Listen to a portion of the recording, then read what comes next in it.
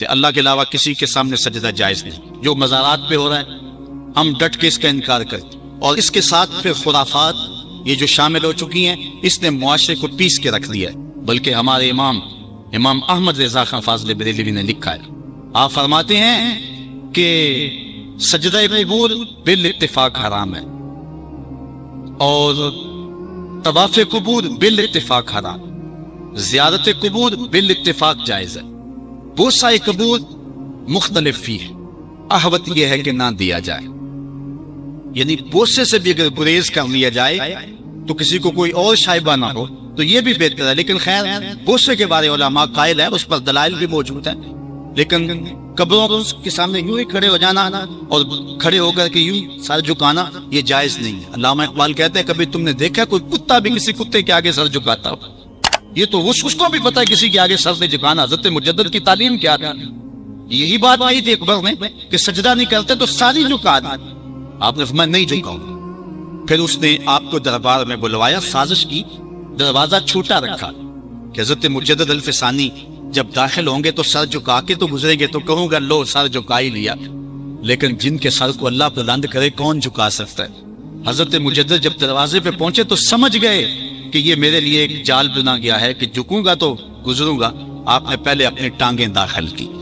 تو اقبال خراج پیش کرتا ہے، حاضر ہوا میں شیخ مجدد کی لحد پر، وہ خاک کے زیر فلک مطلع انوار، گردن نہ جھکی جسری جہانگیر کے آگے، جس کے نفس گرم سے ہے گرمی احرار، وہ ہند میں سرمایہ ملت کا نگہبان، اللہ نے بر وقت کیا جس کو خبردار. اس لیے کسی کو اپنے سامنے جھکانا یا کوئی میرے لیے کھڑا ہو، حضور نے یہ بھی فرمایا کہ جو شخص یہ ارادہ رکھے کہ میرے لیے لوگ کھڑے ہوں اپنا ٹھکانہ جہنم میں تلاش کرے. آج اگر کوئی کھڑا ہو جائے تو یہ اس کی مرضی. اور حضرت سعد آئے، حضور نے فرمایا قوموا الی سیدکم، یہ تمہارا سردار آیا، اس کا اٹھ کے استقبال کرو. لیکن اگر کوئی خود چاہے کہ میرے لیے کھڑے ہو تو اس کے لیے یہ وعید فرمائی. اس طرح اگر تمہارے کوئی ہاتھ چوم لیتا ہے لیکن ہاتھ چومنے کے بغیر یوں گردن جھکانا یہ درست نہیں ہے، لیکن ہاتھ چومنے کے لیے تو وہ صحابہ کے عمل سے ثابت ہے. لیکن اگر کوئی چاہے کہ میرے ہاتھ چومے جائے اور اگر جو نہیں چومتا تو اس سے ناراض ہو جاتے ہیں. میں ایک دفعہ ایک صاحب کو ملنے گیا تو ہم ہر شخص کے ہاتھوں نہیں نہ چومتے، آخر جو ہے وہ کسی کے ہاتھ چومنے ہو تو پھر کچھ دیکھنا بھی تو ہوتا ہے. دل اسے دے دیں جو دل بھر ہی نہ ہو. تو ہم تو کسی کے ہاتھ چومتے ہیں نا، ہم وہ ہاتھ چومتے ہیں، وہ پاؤں چومتے ہیں جو راہ حق کے مسافر ہوتے ہیں.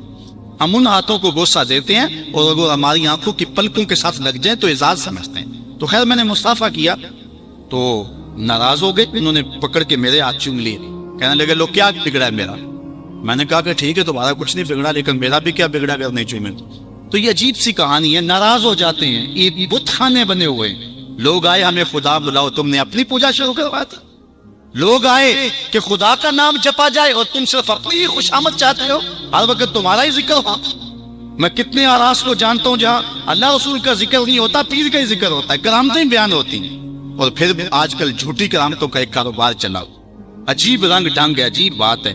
خوابیں گڑی جا رہی ہیں، کرامتیں گڑی جا رہی ہیں. میرے پاس بھی کئی لوگ آئے خوابیں لے کر، جی یہ ہم نے دیکھا ہے. میں نے کہا تم نے دیکھا ہوگا، میں نے نہیں دیکھا ہے. لوگ بڑے مفاد پرست ہیں، بڑے بڑے رنگوں میں آتے ہیں. ایک بندہ میرے پاس ایک دفعہ آیا کہ جی میرے پاس 12 موئے مبارک ہے، میں 2 آپ کو دینا چاہتا ہوں. میں نے کہا تو لوٹ سیل لگائیں گے؟ موئے مبارک کوئی تماشا ہے؟ جہاں سے مرضی کو بال اٹھا کے کہہ دیتا ہے یہ حضور کا موئے مبارک، یہ کوئی تماشا ہے؟ اگر کوئی ہے اور کثرت سے دنیا پر موجود ہے وہ تو برکت والی بات ہے. لیکن آج ان لائی میں رازدار دی شدے والی بات ہے اور ہر شخص جو مرضی دعویٰ. ایک بندے نے مجھے رات کو فون کیا، جناب کہاں ہیں؟ میں نے کہا گھر میں. کہنے لگا باہر نکل کے دیکھو. میں نے کہا کیا ہے؟ جی آسمان کی طرف دیکھو. میں نے کہا ہوا کیا ہے؟ کہنے لگا چاند کے اندر حضور کی تصویر ہے. میں نے کہا تو پاگل ہے، لوگوں نے زندگیاں گزار دی اور زیادہ نہ ہوئی اور تو جو ہے نوٹ سے لگا دی ہوئی ہے کہ چاند کے اندر تصویر لگا دی. میں نے کہا کمال ہے، بات کرنے والی ہے تیری. ہمارے ہاں ذوق اور اعتقادی اتنی پھیل گئی ہے کہ جو بات ہو لوگ پیچھے دوڑ پڑتے ہیں. کئی ایسے واقعات ہوئے ہیں، کوئی کہتا ہے میرے گھر میں حضور کے قدم لگے، کوئی کچھ بول رہا ہے، کوئی کچھ بول رہا ہے. یہ لوگ اللہ سے ڈرتے نہیں ہیں، خوف نہیں کرتے. جھوٹی خوابیں، جھوٹی کرامتیں اگر سچی ہیں تو میں ان کا انکار نہیں کرتا، لیکن اس وقت معاشرے کے اندر جو کچھ ہو رہا ہے میں اس کی نشاندہی کر رہا ہوں. اپنے بھی خفا مجھ سے بیگانے بھی ناخوش، میں ذکر حلال کو کبھی کہہ نہ سکا کند، بات وہی کہتا ہوں سمجھتا ہوں جسے حق، نئے ابلائے مسجد ہوں نئے تہذیب کا فرزان. میں کہتا ہوں کہ جھوٹوں کے پیچھے چلو گے رسول اللہ ناراض ہو جائیں گے تم سے. یہ جرأت کیوں کرتے ہو؟ یہ ہمت کیوں کرتے ہو؟ کیوں جھوٹے دعوے کرتے ہو؟ سچ بولو. تمہارے پیچھے کوئی لگے یا نہ لگے اس کی پرواہ نہیں ہے. یا ایھا الذین آمنوا اتقوا اللہ وقولوا قولا سدیدا. اللہ فرماتا ہے ایمان والو سیدھی سیدھی بات کہو. پھر کیا ہوگا؟ یصلح لکم اعمالکم ویغفر لکم ذنوبکم. وہ تمہارے اعمال بھی ٹھیک کر دے گا، تمہارے بخشش بھی فرما دے گا. نہ لوگ اکٹھے ہو، نہ مجمع بنے، نہ حلقہ بنے. یار یہاں تو 72 ہو تو وہ بھی قبول ہے. یہاں مقدار نہیں دیکھی جاتی، یہاں معیار دیکھا جاتا ہے. سر نہیں گنے جاتے، دل گنے جاتے ہیں. یہاں یہ دیکھتے ہیں. مت لوگوں کو جو ہے وہ کھلونے دے کے بہلاؤ اور لوگوں کی عقیدتوں کو لوٹو اور لوگوں کے ساتھ ظلم کرو، زیادتی کرو اور اپنی آخرت بھی کالی کرو اور لوگوں کی آخرت بھی کالی کرو. آپ دیکھیں دائیں بائیں، اپنی نظر رکھی نگہباں بن کے جو اہل چمن کی آبرو لوٹے. چمن والو عقیدت چھوڑ دو ایسے نگہباں کی. کوئی حق کا مسافر تلاش کا ہو، چاہے اس کے کپڑے پھٹے ہوئے ہوں، کرامت اس کی نہ ہو ساری زندگی کے اندر، لیکن محمد عربی کی غلامی تو ہو نا. حضرت شاہد نقشبند بخاری سے کسی نے پوچھا حضور آپ کی کوئی کرامت؟ فرمانے لگے اس سے بڑی کرامت کیا ہو سکتی ہے؟ اتنے گناہوں کے باوجود زمین پہ چل رہا ہوں اور زمین مجھ کو دنسا نہیں لیتی اپنے اندر. ہمارے بزرگوں کی تو کہانیاں یہ تھی اور آج تھوک کے حساب سے کرامتیں دی جا رہی ہیں. آج کے پیروں کی اتنی کرامتیں، غوث پاک کی بھی اتنی کرامتیں بیان نہیں ہوتی جن کی کرامتیں بیان ہو رہی ہیں. دڑا دڑ کرامتیں بیان کر رہا ہے. ایک بندے کا بچہ پیدا ہوا اور اس نے یہ شور کر دیا کہ یہ رمضان کے دنوں میں دودھ نہیں پیتا، اس لیے کہ حضرت غوث پاک بھی نہیں پیتے تھے، وہ بھی پیدائشی غوث تھے اور یہ بھی پیدائشی غوث ہے اور رمضان کے دنوں میں دودھ نہیں پیتا.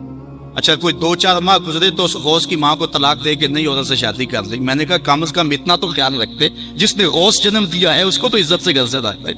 تو یہ کیا تماشے ہیں؟ کیا لوگ بے وقوف ہیں؟ اب لوگ سمجھنے لگے ہیں. لوگ جو ہے وہ ان وجہ سے پھر تو دین سے اسے نقصان یہ ہوتا ہے. لیکن میں آپ کو کہتا ہوں دنیا سے حق ناپید نہیں ہوا. اگر مداری گر موجود ہے، ڈاکو لٹیرے اور چور موجود ہے تو حق کا ڈنڈورا دینے والے بھی اس دھرتی پہ بستے ہیں. ہمارا رویہ یہ ہے کہ ہم کسی ایک شخص سے بدزن ہو جاتے ہیں تو پورے طبقے سے بدزن ہو جاتے ہیں. کئی بندوں کو میں سمجھو میں دیکھا ہوا ہے پیروں کو اور تو نے دیکھے ہوئے ہی نہیں. جن کو مل کر زندگی سے عشق ہو جائے وہ لوگ شاید آپ نے دیکھے نہ ہو، مگر ایسے لوگ بھی ہیں کہ جن کو دیکھ کر کے زندگی گزارنے کا ڈھب آ جاتا ہے، سلیقہ اور طریقہ آ جاتا ہے. ان لوگوں کی تلاش کرو. اگر ایک دکان سے کپڑا صحیح نہ ملے، سودا صحیح نہ ملے تو آپ جو ہے کیا کھانا پینا چھوڑ دیتے ہیں؟ آپ کو پتا پورے شہر سے مٹھائی کہاں سے اچھی ملتی ہے، آپ کو پتا پورے شہر سے کپڑا کہاں سے اچھا ملتا ہے، آپ کو پتا پورے شہر میں جو ہے وہ فلاں چیز اچھی کہاں سے ملتی ہے. دین بھی ڈھونڈو کہاں سے خالص ملتا ہے اور کہاں سے نہ خالص ملتا ہے. اس کے لیے محنت کرنی پڑے گی. جھولی میں یوں نہیں ڈال دیا جائے گا، اس کے لیے تمہیں جانا پڑے گا، کوشش کرنی پڑے گی. ہاں 1 سے دھوکہ کھاؤ گے، 2 سے کھاؤ گے، 3 سے کھاؤ گے، لیکن جو تم دھوکہ کھاؤ گے تم تو رب کے نام پہ کھاؤ گے نا. حضرت عمر رضی اللہ تعالیٰ عنہ کی عادت تھی جو غلام لمبی نمازیں پڑھتا اس کو آزاد کر دیتے. غلاموں کو سمجھ آ گئی، لمبی نمازیں پڑھنی شروع کر دی، آپ آزاد کر دیتے. کسی نے کہا عمر تم تو بھولے آدمی ہو، یہ نمازیں اللہ کے لیے نہیں پڑھتے، یہ آزادی کے لیے پڑھتے. تو حضرت عمر نے کہا یہ مجھے اللہ کے نام پہ دھوکہ دیتے ہیں، میں 100 بار کھانے کے لیے تیار ہوں. ایک جگہ سے دھوکہ کھایا، 2 سے کھایا، 3 سے کھایا، 4 سے کھایا. جب تمہاری نیت ٹھیک ہوگی منزل ضرور ملے گی. یہ ہو نہیں سکتا. خورش دے پتوا جو تب کو امام کہ یک روز افتد ہمائے بادام. سادی کہتے ہیں چارہ ڈالتا جا، دانا ڈالتا جا، کبھی تتر آئے گا، کبھی مور آئے گا، کبھی کبوتر آئے گا، پھر ایک دن جس کو تو تلاش کرتا ہے وہ ہما بھی تو آ ہی جائے گا نا. اس لیے حق کے سفر کو نہ چھوڑنا، چلتے رہنا اور راہ حق کی جو ہے منزل پر جو ہے وہ انشاءاللہ ایک دن ضرور گامزن ہوگے. بات لمبی ہو رہی ہے، ہم نے اپنی اصلاح ان سارے پوائنٹس میں کرنی ہے. میں آپ کو 4-5 باتیں خاص طور پہ ضرور عرض کرنا چاہتا ہوں. ایک، اپنے عقیدے کی اصلاح کریں، اس میں کوئی پل پلا پن نہ آنے دیں اور کوئی اس کے اندر کوئی نرمی نہ آنے دیں. جس شخص کے سینے میں حضور علیہ الصلوۃ والسلام کے لیے بغض دیکھیں ایک لمحے میں اس سے جدا ہو جائے. جس کے سینے میں، جس کی زبان پر صحابہ کے لیے کوئی نازیبا لفظ دیکھیں ایک لمحے کے لیے اس سے جدا ہو جائے. جو اہل بیت کو ڈھونکتا ہو پرواہ نہ کرے اس کی، چاہے قریبی رشتہ دار کیوں نہ. اولیاء اللہ کی عظمت جس کے سینے میں نہ ہو اس کی دوستی کو ایک لمحے سے اپنے سے دور کرتے ہیں. علامہ رومی کہتے ہیں کہ تا توانی دور شو از یار بد، یار بد بدتر بد از مار بد. جتنی جلدی ہو سکتا ہے برے یار سے دور ہو جا، کیونکہ برا یار برے سانپ سے بھی برا ہے۔ اس لیے سانپ لڑتا ہے تو جان جاتی ہے، یار لڑتا ہے تو ایمان جاتا ہے۔ اس لیے برے یار سے بچ، اپنی حفاظت کر، اپنے عقیدے کی اصلاح کر۔ اس کے بعد دوسری بات جو اہم ہے، والدین کو کبھی اذیت نہ دینا۔ یہ میں 5 باتیں آپ کو آخر میں گزارش کے طور پہ اور تاکید کے طور پہ، آج کے پیغام کے طور پہ دینا چاہتا ہوں۔ میری گفتگو اختتام کے مراحل پر پہنچ چکی ہے، باتیں تو بہت ساری تھی اور دکھڑے تھے، لیکن وقت زیادہ ہو رہا ہے۔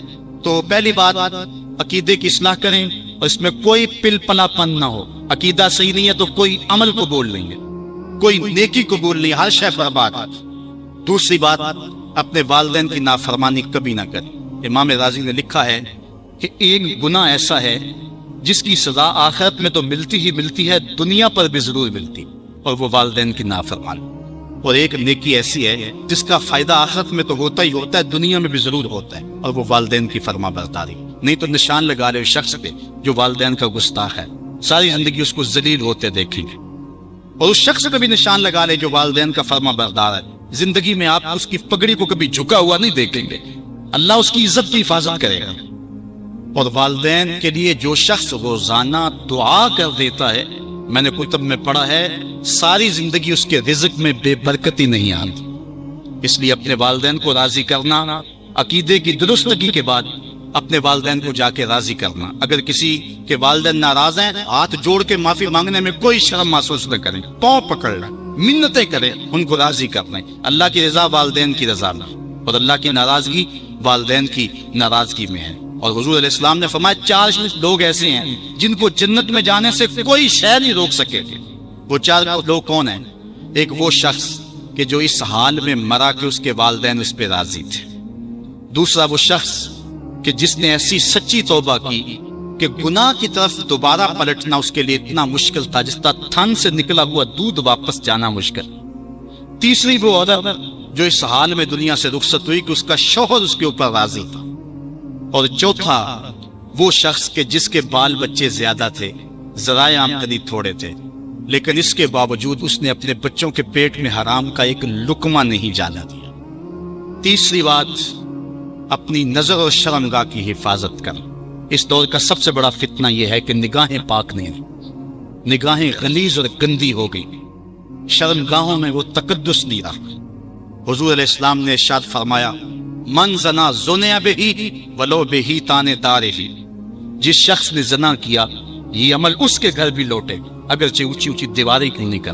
یہ مقافات عمل ہے۔ گندم از گندم فروید جو ز جو، از مقافات عمل غافل مشو۔ گندم بو گے تو گندم کاٹو گے، جو بو گے تو جو کاٹو۔ نظر کو تقدس دو، نظر کو پاکیزگی دو۔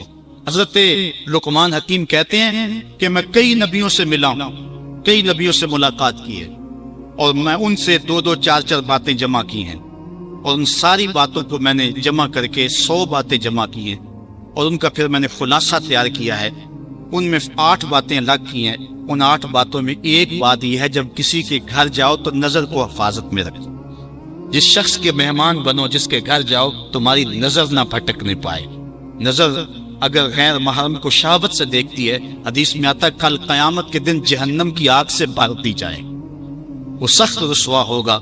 آج میڈیا کی آوارگی اور انٹرنیٹ پہ جو کچھ ہو رہا ہے، ٹیلی ویژن اور سینما جو بدتمیزی پھیلا رہے ہیں، اور موبائل پیکج جس طرح بے حیائی کے جو ہے وہ یہ کیفیات پیدا کر رہی ہیں اور بے حیائی کو فروغ ہو رہا ہے، ہم اس کے خلاف پوری قوت کے ساتھ بند باندھے۔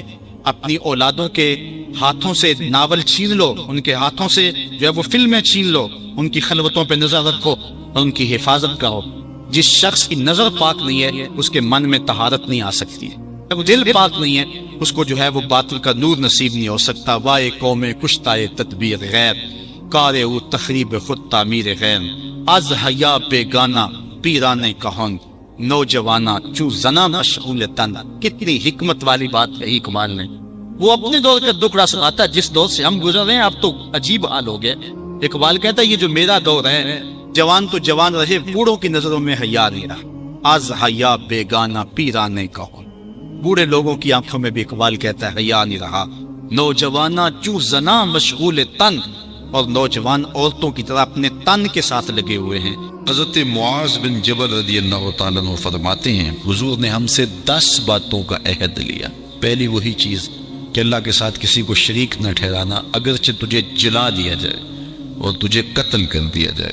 دوسری وصیت یہ کی کہ اپنے والدین کی کبھی نافرمانی نہ کر، اگرچہ تجھے تیرے گھر سے نکال دے، تیرے اہل سے نکال دے، بچوں سے دور کر دے، لیکن پھر بھی ان کی نافرمانی نہیں کرنی، کیونکہ والدین کی نافرمانی کرنے والا دنیا پہ بھی رسوا ہوتا ہے، آخرت میں بھی رسوا ہوتا ہے۔ امام غزالی نے لکھا ہے کہ ایک جرم ایسا ہے کہ جس کی سزا آخرت میں تو ہے ہی ہے، دنیا میں بھی ضرور ملتی ہے، وہ والدین کی بے ادبی ہے، اور ایک نیکی ایسی ہے جس کی جزا آخرت میں تو ہے ہی ہے، دنیا میں بھی ضرور اس کا صلہ ملتا ہے، اور وہ والدین کا ادب ہے۔